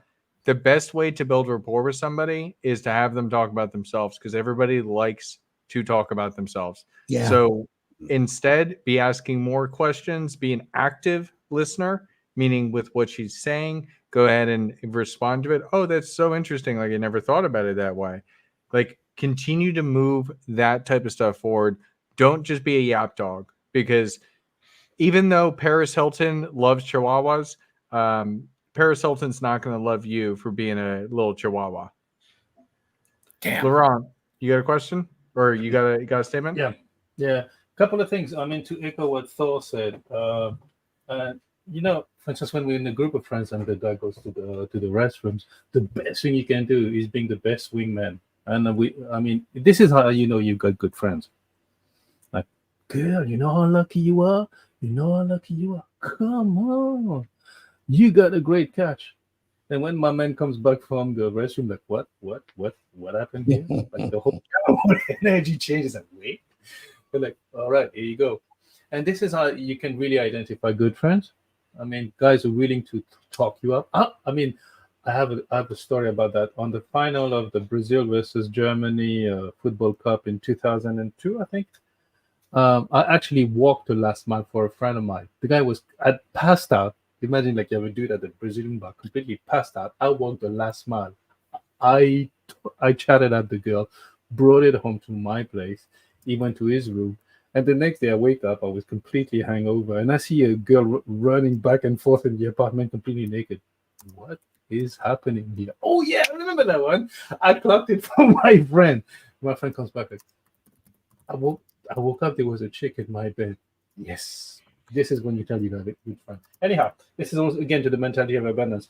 And somebody made a point I wanted to comment upon. The last thing, sorry. But please, let's move on. Yeah, no problem. When it comes back to you, just let us know. Because this entire discussion that we're having right now leads perfectly into the final rule of Tomassi. Rule number 9. Never self-deprecate. Never self-deprecate under any circumstance. This is a kiss of death that you self-initiate and is the antithesis of the prize mentality. Once you've accepted yourself and presented yourself as a complete douche, there's no going back to confidence with a woman. Never appeal to a woman's sympathies. Her sympathies are given by her own volition, never when they are begged for. Women despise the obligation of sympathy. Nothing kills arousal like pity. Even if you don't seriously consider yourself pathetic, it never serves your best interest to paint yourself as pathetic. Self-depreciation is a misguided tool for the AFC, and for those who don't know, average fucking chump, and not something that would even occur to an alpha. Now, what I love about this one is I've actually worked with people that have done this, and they're just like, I don't know, it just comes natural. But then they don't have any success. There are ways to do this tactfully that do work, but that requires master level social skill. Yeah, I think some of this HUDs comes from the fact that, men will feel rewarded with a mother that gives them accolades, when they fail or when they try to bring them up and make things fair. Yeah, self-deprecating can become a habit because you're getting some kind of validation from it. Yes. Dangerous place to go, particularly if you want good relationships with women. Even with men, think of yourself. How many self-deprecating relationships you have with men that you consider strong masculine men that you want in your corner? Zero. Like I may still like them and still respect them in certain aspects, but if they constantly make themselves the butt of jokes, Yep. Do you want to be Yeah, I able to don't- sit with them and the shit goes down? They're like, fuck yeah, let's roll. Or, oh, I'm sorry, guys, I'm not feeling today. My ankle got pulled last week when I was on that bike ride, and my special shoe fell off, and my mom says I shouldn't be doing that. So you guys go ahead and roll. It's okay. Okay, so I've got two people I want to ask on this first. AJ, we're gonna go to you first. So, do you have any self-deprecating guys that you view as masculine within the Navy? That's a good question because we kind of deprecated on ourselves all the time in the Navy. Like we just talk shit about each other and ourselves. So it's not a good example. Well, wait a minute. But you guys do things different. You guys honor hierarchies. Dominance hierarchies are a different thing. And sometimes in a dominance hierarchy, I don't know if it's so much self-deprecation as shit talking your place into your place in that hierarchy. I know that's probably more complex than what's going on here, but I think that's an important part of how men organize themselves as well. There's a right time for them to talk shit on themselves within that hierarchy that actually reinforces their place within that hierarchy. Does that make sense to everybody? Anybody ever been in a 1% motorcycle gang or have observed them? Military? Yeah. I think you'll see it then. Yeah, Kevin, let's go to you then on it. When it comes to self-deprecation, I know you've probably experienced others in your life that have done that and struggled for getting relationships. But when it comes to that relationship in the Army, the guys that beat down on themselves, do you respect them, or is it kind of more what Thor's saying? It's kind of like time and place. It's both. Yeah, there is a time and place. Now, if you do something wrong, I think you got to be able to laugh at yourself. Yeah. If you do something wrong. However, I've known people military and even outside the military that they're attention seeking, especially men. So they try to make themselves the butt of their own jokes or talk themselves down just to get a rise out of the crowd or who they're even talking with. And it's not a good look, especially in front of females. Like I said, there's that fine line that you can be good at it. Like if you do something wrong, you got to be able to laugh at yourself and fix it. But you don't call yourself a douchebag because you did something wrong, or it's not going to look good in their eyes. That's a way, like the previous one, that's a way of giving her a reason not to want to be intimate with you, because you're always putting yourself down. What does that say about your own self-confidence? What does that say about your own self-worth? And it might, at the time, it might be a way that you think you're getting attention because you are getting laughs, but the people that are around you are losing respect for you faster than you can make jokes about yourself. So that's not a good tactic for a man to use. Yeah, I would say that again, it comes to a master level of social dynamics to really use it effectively. And if you're talking to somebody who doesn't know you deeply, then you're just coming across as low self-confidence, as you said. Yeah, so I think it's a great point. Laurent, you want to go ahead? I swim in a culture that puts humility as a cardinal value. There's no higher value than humility, and the brand of humility in Japan is self-effacement. So the ultimate thing is doing things without people seeing that you're doing it. It's a very Buddhist concept to begin with, and so self-deprecation is a normal brand of humor here, because when you do you did never offend anybody when you self-deprecate. Now, there's a way to do it. There's a place and a time to do it. If you do it consistently, it's not good.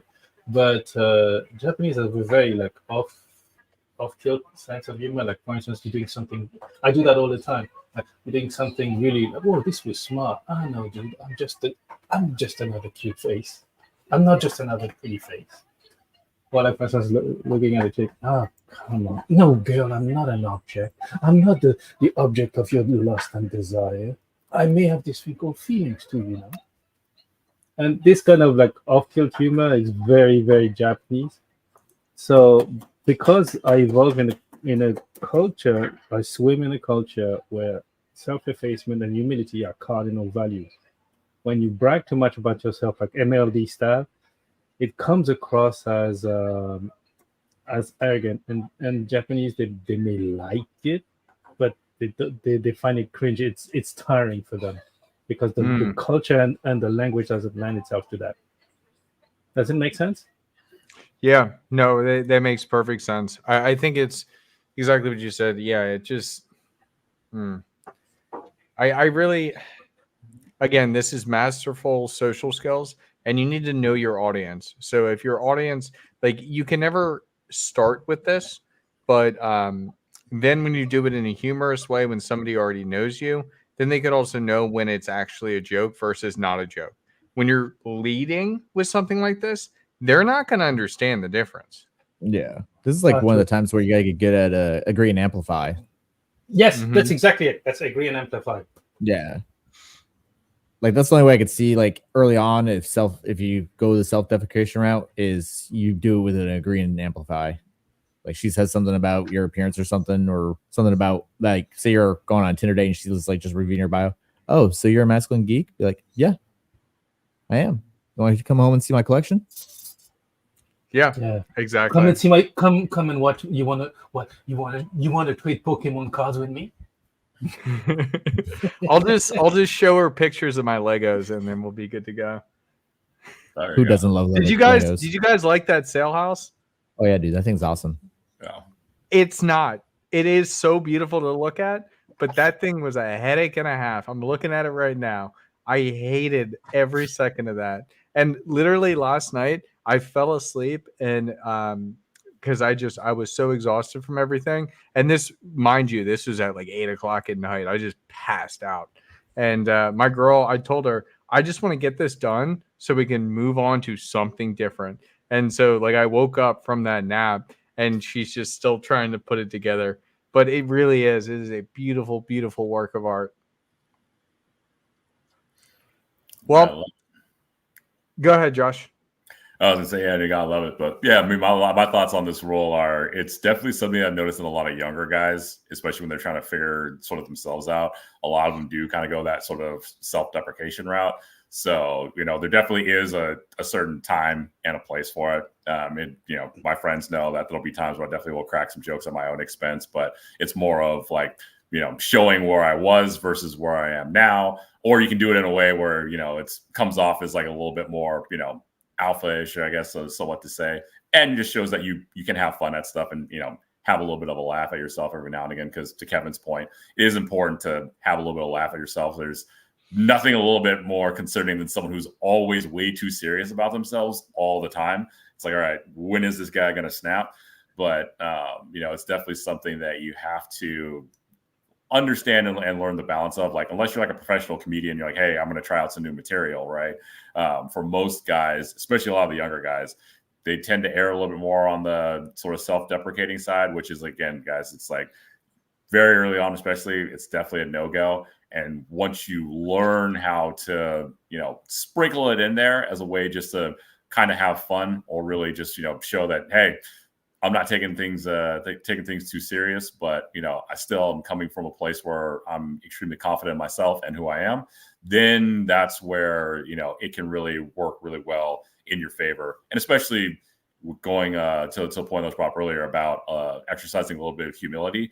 There's nothing a little bit more humbling than when you can humble yourself by saying, hey, I was an idiot before where I met this beautiful girl and she wanted to buy this expensive bottle of champagne and she thought I was going to be a complete idiot because, she just had, a great figure and could flash a pretty smile at me. So anyways, when I'm ordering this expensive bottle of champagne for her, like that's a way in which, you can kind of laugh at yourself a little bit and, have a little bit of fun with things. So, because you got to be a little bit humble, but, at the same time, you don't always have to take everything too serious. But yeah, I do agree with you guys that especially early on, you got to kind of know your audience and know how to figure this stuff out. But it's definitely better not to go the self-deprecating route early on and learn how to sprinkle it in later. Absolutely. All right, guys. Well, we've been going on for a little while here, and Hey, Huds, if you don't mind, sir, didn't mean to cut you off, but before we go, we've got a couple of good comments here. It goes back before, but I agree with it totally. Is when we're talking about crying in front of girls, yeah, you should. If you lose your dog or you misplace a gun, yeah, that gives you the opportunity to cry. So I couldn't agree with you more there, Wraith. So I just wanted to share that with everybody. And then Ethan here says something that we can we'll probably have a little conversation with is, what do you think about people calling red pillars incels?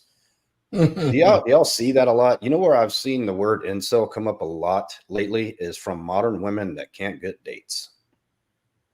So I don't know if you would actually say that people call red pillars incels. MGTOW, maybe.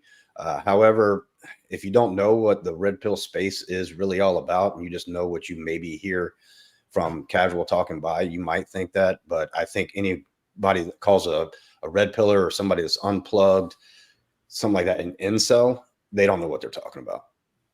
Yeah, because red pill is just as Rollo always puts it, it's a praxeology. It's a study of psychology, a subsect of psychology of understanding human behavior. Guys, it's deeper than that. There's actually a political reason for this. If you look it up, I'm not going to explain. It's called COINTEL. It's actually being funded through NGOs, and the McCain Institute has done so with diverting hate. There is an active reason to push people in our space into something called incels, because that's the good bad that American Progressive is funding right now with influencers on the payroll as part of Divert Hate program, for which they've spent over $750,000 already through the Department of Homeland Security. Myron knows this. He's on the list. Half of us here are on that list as radicalized persons to be watched by the Department of Homeland Security. Oh, there's FB. The actual term that they're trying to use actively, and they are paying influencers to broadcast this and try to make it a reality. This is a fact. There's NTI is on the list, is at the top or number 2 of the list, and there's an interesting YouTube video done by FB Capital, and the guy is European, I think. It's really interesting because you can tell that the guy is a trained statistician. I mean, he's written white papers, and he takes it trashes the NGOs that did this, which is, of course, like they probably graduated from gender studies of some useless, stupid shit like psychology or sociology, something that you can wipe your ass with the diploma. But it's really interesting to listen to FB Capital and most of the people that repeat this, Laurent, they're just parroting because they've decided this is the good bad guy. Watch what happens to the Trump would-be assassin will be painted with this terminology. It covers a broad spectrum and gives much political capital to to curtail freedoms to speak, and it goes deeper than that, guys. Think of it this way: all power, all energy. Who was it that quoted, "All energy is sexual energy"? As far as we're concerned as humans, that's either Freud or Nietzsche. Exactly, and it's true. It really is. And so he who controls the sexual dynamics or the flow of sexual dynamics in popular culture controls the culture nearly entirely, and that's economically as well. So that battle is invisible to nearly all of us because we're just concerned about getting a little piece of pudding for ourselves. And I get it. As you learn more and more about this, the Matrix really kind of reveals the code to you. And then when you see the reports from DHS about diverting hate, you're paying nearly $1 million to the McCain Institute to do studies and then spend that money on current influencer, you guys, it would make you throw up to call people incels and attack people in this space. And it's all about controlling that intersexual dynamics in this sphere. That's a big power play. Anyway, I'm not trying to put my Alex Jones hat on, but if I was to be a betting man, it's turning the frogs gay. Well, the odds of probabilities, I would bet with the casino because that's going to keep me in that Pareto curve. That means I win 80% of the time. It just, again, there's a lot of terminology that's out there to make everything, very nice, neatly packaged. So that way people just don't have to think too much about it. Because even a lot of quote unquote red pill guys or whatever in the space, a lot of them say I'm just a dude in the space trying to do this. So if you want to call me this red pill thing, okay, whatever, call that to me. But I don't consider myself that. So labels are just a way for people to easily put people into categories and boxes, and they can be done for malicious purposes, or it can be done for just general categorical purposes.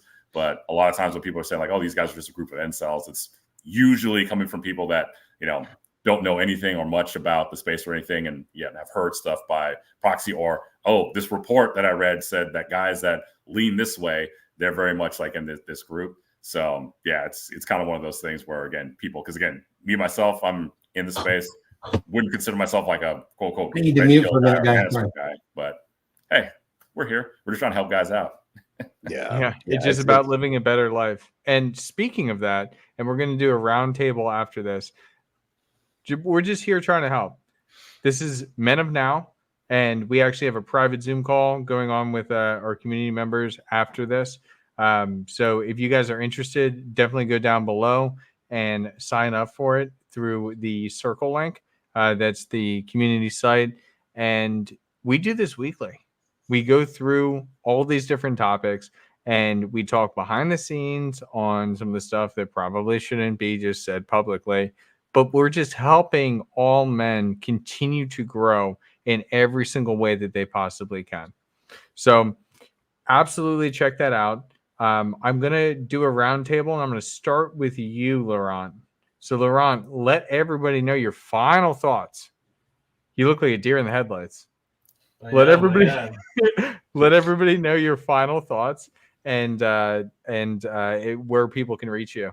Because and don't be humble, okay? Don't be humble. You have a well-written book that makes people a lot of money. Oh dear. Okay, well, I'll show you the book because I'm writing the second edition. And yesterday I was very, very happy. Actually, I did a podcast. I think it was last week. So that's the book right there. Algorithmic short selling. There's a second edition coming right up, and the second edition will be much, much, much, much better. I managed to, when I joined the capital markets about 2 decades ago, my dream was to build an indicator that would be a bit like the Russian doll, like from the 1 minute, can I actually tell on which minute the market turned bearish on the daily bar frame, on the 1 day frame. So, and actually I did. And it has no parameters, no optimization, no nothing. It's fractals. It's, the code itself is about 200 lines long, but it works from the 1 minute all the way down to the daily. And there are several ways to trade it. And I think it's fairly revolutionary, so it'll be in the book. That's one thing. And yesterday I was very happy because I found a data provider that can give me all the one. Oh, thank you. Yes. I'll send you a signed copy of the second edition. Appreciate it. Thank you. And what else? Yeah, so that yesterday I found that, so I think I'm going to be trading that. Quite happy about this. Otherwise, we're working on this thing with approach anxiety, and it's really taking good shape. We want to partner up with people to, this is the subconscious fear that we have. If you see an old lady down the street, you have no problem talking to her. Or if you see a dude, you have no problem talking to her. But if you see somebody that you're physically attracted to, all of a sudden you freeze, and how to clear this. So it's really talking about, and it's the same for sales. I mean, picking up the phone is the hardest part, because once you're on the phone and talking to the person, getting rejected, getting a no, blah blah blah, working through that. The sales happens. It starts with when the no. When you hear the first no, all right, now we started selling. Same story.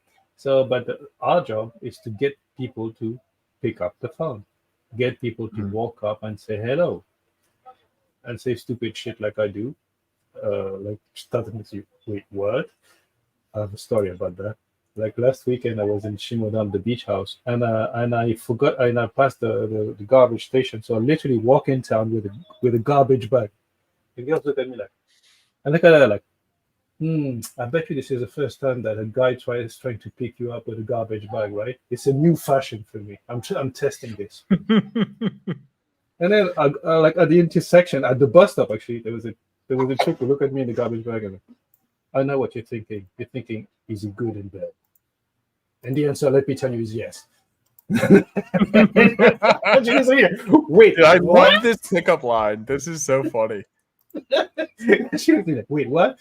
Fast forward, those three chicks, they ended up on my deck and we had champagne. And of course, after that, they went home to their hotels and so on and so forth. But it was like, wait, what? Nobody's ever talked to me like this. That's straight out from the course. So, Hey, it's social calibration and you're having fun with it. totally, and it works. I know what you're thinking. Is it good in bed? It says yes. Wait, what? Give me a number. Good stuff. Well, that's awful and awesome. But anyhow, that was me. good stuff. All right. Thank you so much, Laurent. Very much appreciate you being here. If you guys don't know, Laurent's in the finance industry. He has a great book, Algorithmic Short Selling with Python. As he said, he's got a round 2, version 2 coming out. And oh man, this guy's a genius. He is great in financial markets. AJ, we're going to come to you. Final thought, and where can people find you? I think the last final thought that I don't know if you mentioned it because I came in late is take the rules seriously. Don't take them literally. If that makes any sense. Like it's part of the red pill where it's like use what works for you, trash what doesn't work for you. You find me on my own channel. I posted it in the chat earlier, and you'll see me on Saturday with the Dragon Ship. I'm hosting this week. We're going to be talking about bucket list things for guys before they turn 35, because Sunday, the day after Saturday, is my 35th birthday. Dude, I'm so pumped for this one. This one's going to be very, very cool, and I think that's a show everybody should tune into. All right, we're going to go to you, Thor. Thank you so much for joining us. Any final thoughts on this? Anything you want to share? I think everybody kind of knows who you are, but if you want to plug some of your stuff as well. Don't need to. I mean, if you want to find me, it's RP Thor. You can just Google it. You'll find it. Enjoy this topic, particularly the rules. There's some really interesting ones I didn't get to talk on today, but they're all really good. I wish we could have named them maybe something like the masculine axioms of common sense or something like that, because they really are, you know. But Huds, you're doing a great job. No time today, but we're going to contact soon about the project, and it looks like there's a lot of good traction there. When you get a chance, say hi to Donovan about it.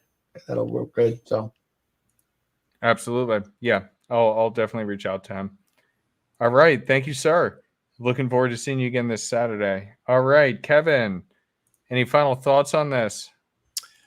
Yeah, I just want to kind of caveat on what AJ said. These rules, just like the 16 commandments of Poon, I hate the name of that, but they're a good baseline. So take them seriously, but it's a good framework for you to start building your own values and your own masculine traits that you're going to bring to a relationship from here on. No matter what you've done in the past, you know, you can't change what's happened in the past, but you can start using books like this and rules like this to start coming up with your own masculine values of how you're going to be a better man. And that's the best way to take away from this. As far as contacting me, my Instagram will be in the description. I also have a financial coaches email group that we are growing that into a Zoom call, monthly Zoom call. So if you're interested in something like that, there's about 30 of us so far. Right now it's an email group. However, we are going to start doing the Zoom calls and breaking more into social media. So if that's something that you're interested in, either you're already a current financial coach or you're an aspiring financial coach, or you just want to get some financial advice, always reach out to us and we'll get you in the group. And we're starting to take off. We started about 3 months ago with 1 member, myself, and now we're up to 30. So it's growing really fast. So if you're interested in something like that, check us out. Good Good stuff. deal. All right. My final thoughts on this before I send it over to Josh, who's going to take us out. Exactly what AJ said, exactly what Kevin just reaffirmed. Take what's good, take what works for you, throw away the rest. That's just the truth. There's a lot of facts here with any different person that you work with, and especially if you're working with a coach individually, you're not going to get along with every single coach. Not every single coach is going to match you exactly if you're trying to improve in your life. Understand that, accept it, and then find ones that resonate with you. I know it sounds woo-wah, and I guess Paul and I off the Dragon Ship are like the two guys that are super about energy. No, But no. I Thor's know quite you are prepared. too. I know you are too, but yeah, it's find the people that resonate with you and that can really truly help you. And I do want to say A Dominant Masculine Presence by Thor. This thing is phenomenal. And the project that Thor is mentioning, we're going to be working with people across the space, everybody having individual workbooks, breaking down the 7 skills that every man needs to have to maintain or to establish, maintain, and push forward that dominant masculine presence. And it truly is amazing. I have to say that ever since first meeting Thor and absorbing the information that he could give me, everything in my life has just gotten better. And us as men, like, if you're really, really focused on this self-improvement, this is probably your best handbook to do so. So that's all I have to say. If you do, again, if you want to join the Men of Now community, the link for that is below. You can also reach me on Instagram at the Hudsman. I think that's also below. And more than happy to help for free, at least, a couple questions when it comes to dating. And then we can figure out like an action plan for you. All right, Josh, you want to take us out? Absolutely. So yeah, thanks everyone for tuning in. I definitely would say that these rules, to everyone's point that they've been making, is very much you need to take everything, but see what works for you, see how it applies to you, see how you can incorporate it into, again, making and improving your life and making it the best version that you can of it. So again, take kind of everything with a little bit of a grain of salt, but also just see what really works for you and make it your own. That's the real purpose of this. It's a tool like anything else. So again, with a hammer, you can build a mansion, you can build a car, you can build all sorts of crazy things. Whatever it is you want to build, take all these different rules and leverage them for yourself.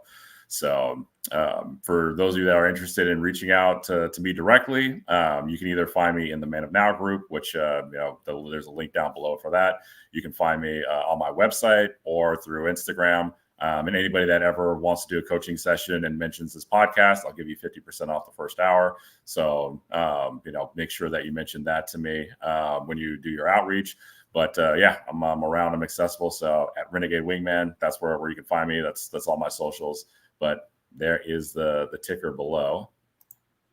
And I think we got Adrian's one last comment. So yes, thank you, Adrian. And yeah, I think we're ready to sign out. Yeah, and look at this group.